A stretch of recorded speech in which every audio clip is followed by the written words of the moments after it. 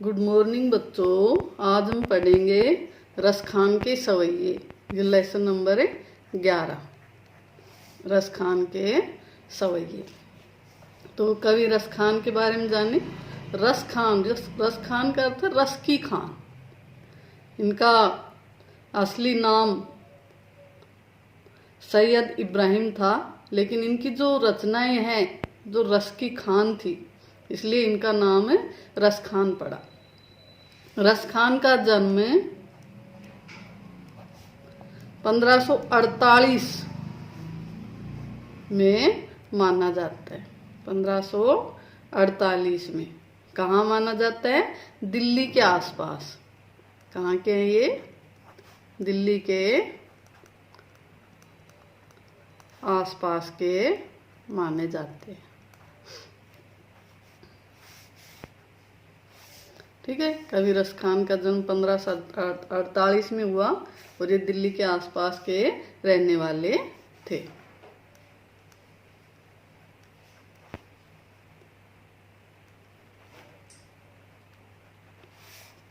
इनका जो मूल नाम था वो सैयद इब्राहिम था। मूल नाम क्या था? सैयद इब्राहिम। मूल नाम सैयद इब्राहिम। ठीक है। मूल नाम सैयद इब्राहिम था। ये कृष्ण भक्त थे। कृष्ण भक्ति ने उन्हें ऐसा मुग्ध कर दिया कि गोस्वामी विट्ठलनाथ से शिक्षा ली और ब्रजभूमि में जा बसे। गोस्वामी विट्ठलनाथ, इसके गुरु कौन थे? गोस्वामी विट्ठलनाथ। गोस्वामी विट्ठलनाथ ये इनके गुरु थे। ठीक है। इनसे इन्होंने शिक्षा ली और ब्रजभूमि में जा बसे, जहाँ श्री कृष्ण का निवास स्थान था, जहाँ श्री कृष्ण लीलाएं करते थे, उसी भूमि में जाकर ये रहने लगे। ठीक है। इनकी जो उपलब्ध रचनाएं हैं, कौन सी उपलब्ध रचना जो हैं वो हैं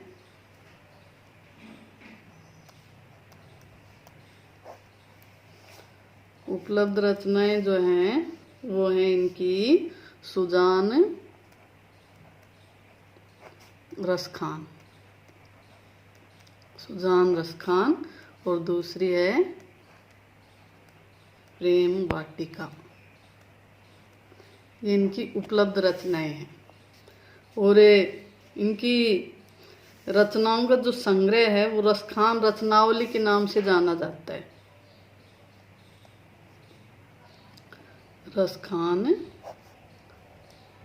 रचनावली के नाम से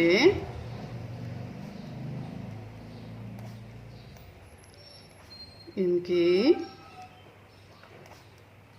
रचनाओं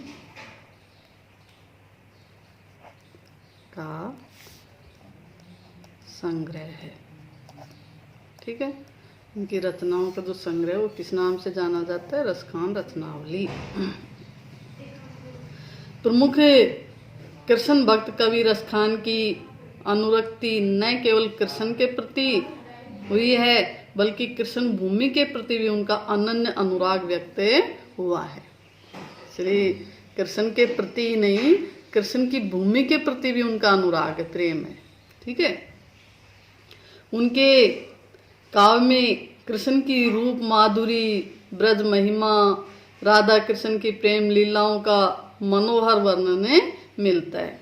वे अपने प्रेम की तन्मयता, भाव विहलता और आसक्ति के उल्लास के लिए जितने प्रसिद्ध हैं, उतनी ही अपनी भाषा की मार्मिकता, शब्द चयन तथा व्यंजन शैली के लिए जाने जाते हैं। उनके यहाँ ब्रज भाषा का अत्यंत सरल और मनोरम प्रयोग मिलता है। कौन सी भाषा? ब्रज भाषा।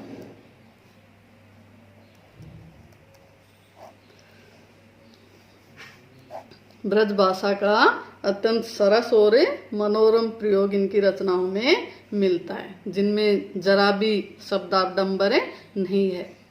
ठीक है, ये थी इनका परिचय, रसखान का परिचय। ठीक है, एक बार फिर देख ली, इनका जन्म 1548 में कहाँ हुआ? दिल्ली के आसपास।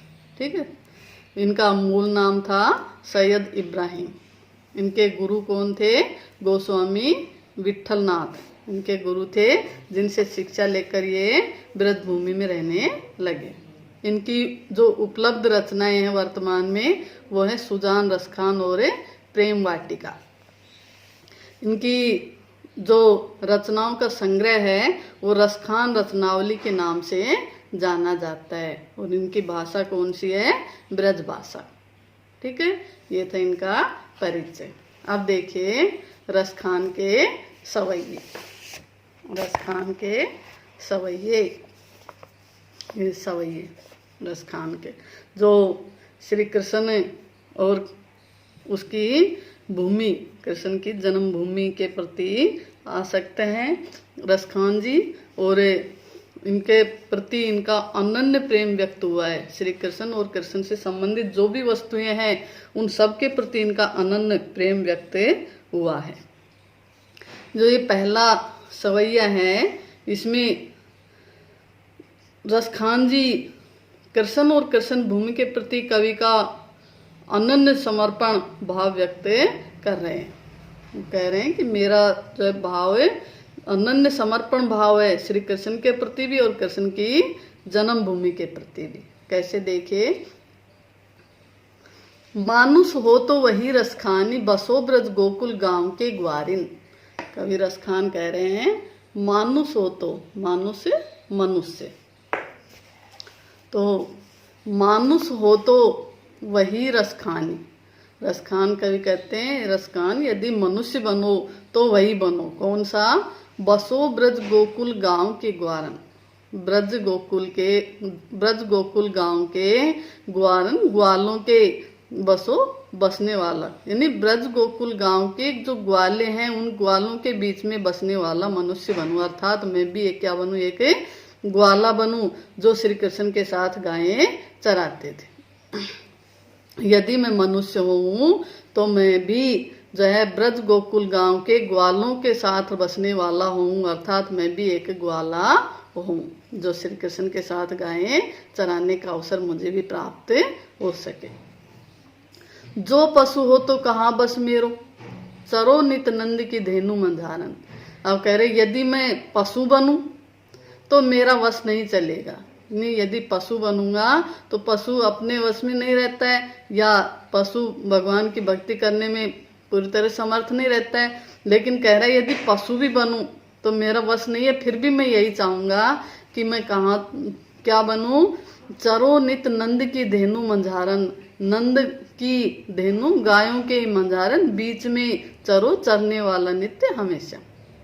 यानी मैं हमेशा नंद की गायों के बीच में चलने वाला पशु बनूं, अर्थात क्या बनूं? नंद की गाय। यदि मैं पशु बनूं तो मेरा वश नहीं है, फिर भी मैं चाहूंगा कि मैं नंद की गायों के बीच में चलने वाला पशु बनूं, अर्थात मैं भी नंद की गाय बनूं जिसे श्री कृष्ण ने चराते थे। यानी पशु के रूप में भी वो श्री कृष्ण का सानिध्य चाहते। पाहन हो तो वही गिरी को, जो कियो हरि छत्र पुरंदन धारन। पाहन पत्थर हो तो हूं तो, और यदि मैं पत्थर बनूं तो वही गिरी को, उसी पर्वत का बनूं। यदि मैं पत्थर बनूं तो उसी पर्वत का बनूं। कौन से पर्वत का? कियो हरि छत्र पुरंदन धारन। हरि ने, श्री कृष्ण ने छत्र के रूप में पुरंदन, इंद्र के जो घमंड को जो चूर करने के लिए, घमंड को तोड़ने के लिए जिसे धारण किया था। यानी जिस पर्वत को श्री कृष्ण ने इंद्र के घमंड को तोड़ने के लिए छत्र रूप में धारण किया था, उसी पर्वत का पत्थर बनूं। अर्थात कौन सा पर्वत? गोवर्धन पर्वत, जिसे श्री कृष्ण ने अपनी उंगली पर उठाया था। तो कह रहे हैं कि यदि मैं पत्थर बनूं तो उस गोवर्धन पर्वत का बनूं जिसे श्री कृष्ण ने इंद्र के घमंड को तोड़ने के लिए धारण किया था। जो खग हो तो बसेरो करो मिली कालिंदी कूल कदम्ब की डारन। जो खग हो तो, यदि मैं पक्षी हूं तो, यदि मैं पक्षी बनूं तो बसेरो करूं, बसूं, कहाँ बसूं, मिली कालिंदी कूल कदम्ब की डारन, कालिंदी नदी के किनारे, कूल यानी किनारे, कदम्ब की, जो कदम के पेड़ हैं उनकी डालियों पर बसने वाला। यदि मैं पक्षी बनूं तो कालिंदी नदी के किनारे जो कदम्ब के पेड़ हैं उनकी डालियों पर बसेरा करूं, जहां श्री कृष्ण अपनी रास लीलाएं करते थे, जहां श्री कृष्ण रहते थे। यदि मैं पक्षी बनूं तो मैं पक्षी भी उन्हीं पेड़ों के जय डालियों पर बसेरा करने वाला बनूं जहां श्री कृष्ण रहते थे, जिससे मैं उसके पास अधिक रह सकूं। ठीक है, तो वो हर जन्म में किसी भी रूप में श्री कृष्ण का सानिध्य चाहते हैं, चाहे कोई भी जन्म हो और कोई भी जह रूप में उनका जन्म हो, वो चाहते हैं कि वो हमेशा श्री कृष्ण के समीप रहें। ठीक है, अब अगला देखिए, दूसरा सवैया। या लकुटी अरु कामरिया पर राज तिहुपुर को तज डारो। इसमें भी कवि जो रसखान हैं वो श्री कृष्ण और कृष्ण की जन्मभूमि, उनके प्रति जो प्रेम भाव व्यक्त किया है, वो कह रहे हैं कि श्री कृष्ण के प्रति और श्री कृष्ण की जो भी वस्तुएं हैं उन सबके प्रति उनका अनन्य प्रेम है, और वो उन सबके लिए जो है लालायित रहते हैं, उनके समीप रहना चाहती है, उन्हें प्राप्त करना चाहते हैं। या लकुटी अरु कामरिया पर राज तिहुपुर को तज डारो। कवि कह रहे हैं कि या लकुटी, इस लकड़ी और कामरिया कमली, इस लकड़ी और कमली पर राज तिहुपुर को तज डारो। मैं तीनों लोकों का, तिहुपुर तीनों लोकों का राज्य तजी डारो, त्याग डालूंगा। श्री कृष्ण की जो लकड़ी और कमलियां है, जब श्री कृष्ण गाय चराते थे तो जो लकड़ी हाथ में रखते थे उस लकड़ी पर, और जो कंबली रखते थे उस कंबल पर। कह रहे मुझे यदि कोई लकड़ी और कंबल दे दे, कौन से लकड़ी कंबल, जो श्री कृष्ण रखते थे, श्री कृष्ण गाय चराते समय जो लकड़ी और कंबल रखते थे, कवि रसखान कह रहे हैं कि वो लकड़ी और कंबल यदि मुझे दे तो मैं उसके बदले में तीनों लोकों का राज त्याग डालूंगा। यानी तीनों लोकों के राज से कहीं अधिक प्रिय मुझे क्या है, श्री कृष्ण की और लकड़ी और कंबली है। आठों सिद्धि नवो निधि के सुख, नंद की गाय चराए विसारो। ये कह रहे हैं आठों सिद्धियों और 9 निधियों, जो 8 सिद्धियां हैं वो सारी सिद्धियां, और जो 9 निधि हैं वो 9 निधि, ये जो सारे सुख मुझे मिले तो नंद की गाय चराए विसारो, और इनके बदले में मुझे नंद की गाय चराने को मिले, तो कह रहा है कि नंद की गाय चराते हुए मैं इन सभी सुखों को विसारो, भूल जाऊंगा। कह रहे एक तरफ मुझे 8 सिद्धि और 9 निधियों का सुख प्राप्त हो, और दूसरी तरफ नंद की गाय चराने का सुख प्राप्त हो। तो कह रहे जो नंद की गाय चराऊंगा तो मैं 8 सिद्धियां और 9 निधियों के सुख को भी भूल जाऊंगा, अर्थात उनसे कहीं अधिक सुख मुझे कब मिलेगा, जब मैं नंद की गाय चराऊंगा, जो नंद की गाय श्री कृष्ण चराते थे। जब उन्हीं गायों को चराऊंगा तो मुझे सबसे अधिक आनंद प्राप्त होगा।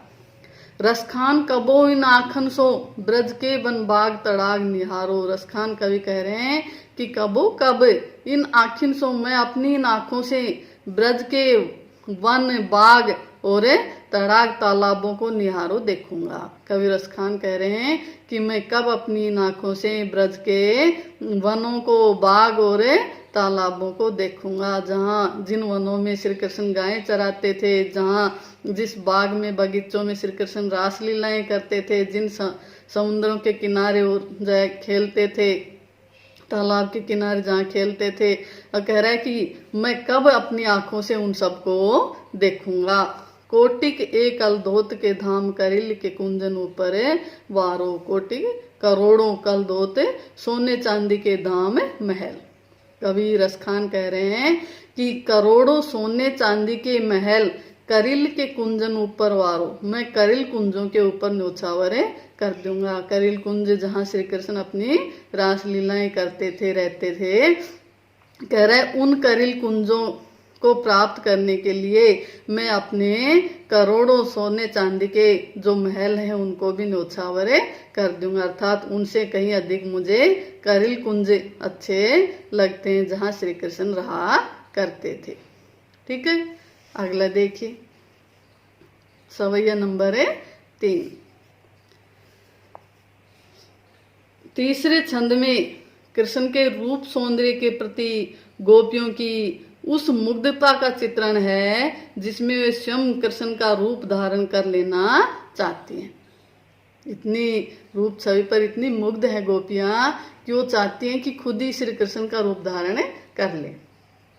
कैसे देखिए, मोर पखा सिर ऊपर राखियो, गुंज की माल गरे पहिरूंगी। मोर पखा, मोर पंख, सिर ऊपर राखियो, सिर के ऊपर राखूं। जैसे श्री कृष्ण अपने मस्तिष्क पर मोर का पंख लगा कर रखते हैं ना मुकुट में, वैसे ही गोपियां कह रही कि मैं भी अपने सिर पर अपने मुकुट में जो है मोर पंख लगा कर राखियो रखूंगी। गुंज की माल गले पहरूंगी, गुंजों की माला मैं भी अपने गले में पहनूंगी। जैसे श्री कृष्ण गुंजों की माला पहने रखते हैं अपने गले में, कह रहे मैं भी वैसी ही माला अपने गले में पहनूंगी।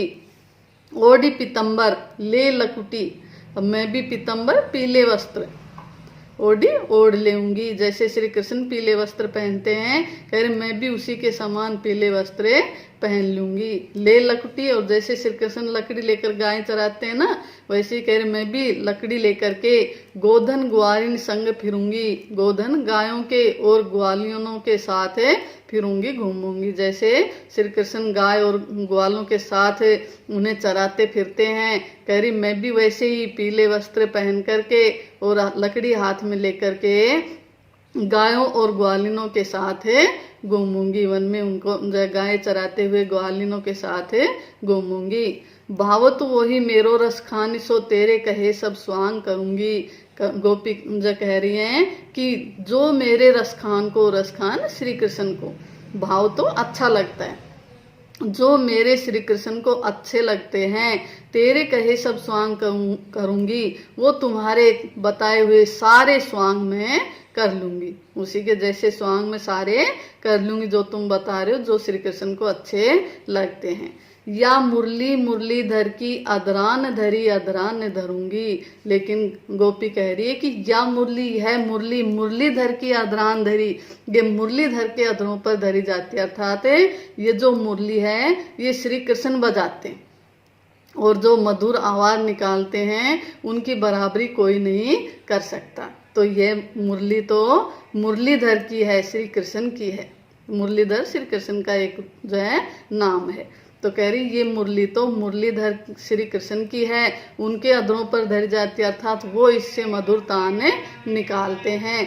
अधरा न धरूंगी, मैं इसे अपने अधरों पर, होठों पर नहीं रखूंगी। अर्थात मैं इस मुरली से जो है उनके जैसी आवाज नहीं निकाल सकती, इसलिए मैं ये मुरली नहीं बजा पाऊंगी। बाकी सारे स्वांग में कर लूंगी, जैसे भी श्री कृष्ण को अच्छे लगते हैं वैसे ही स्वांग में कर लूंगी, लेकिन श्री कृष्ण की मुरली की आवाज मैं नहीं निकाल सकती है। जैसे श्री कृष्ण मुरली बजाते हैं वैसी मधुर ध्वनि में मैं मुरली नहीं बजा सकती, इसलिए ये मुरली तो मुरलीधर के अधरों पर ही धरी जाती है, वही बजाते हैं। इसे मैं अधरा न धरूंगी, अधरा होठों पर न नहीं धरूंगी, मैं अपने होठों पर नहीं धरूंगी, अर्थात मैं इसे नहीं बजाऊंगी। ठीक है, अगला देखिए, सवैया नंबर 4।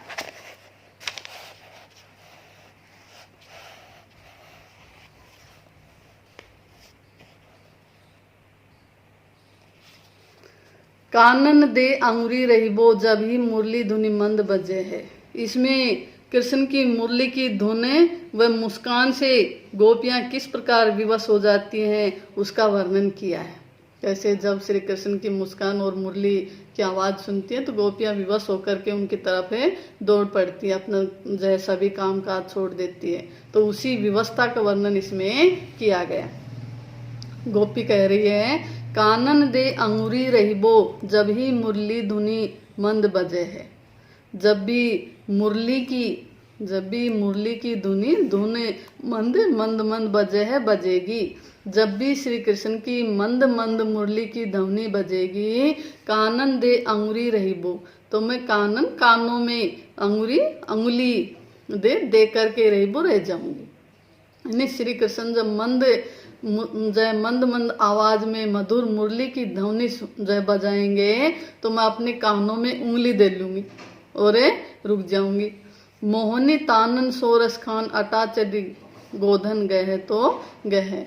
फिर रस खान, रस की खान या श्री कृष्ण भगवान मोहनी तानन, मोहनी तान में, मोहनी आवाज में, अटा चढ़ी अटारी पर चढ़ कर के, गोधन गोधन गहे तो गहे, गाए तो गाते रहे।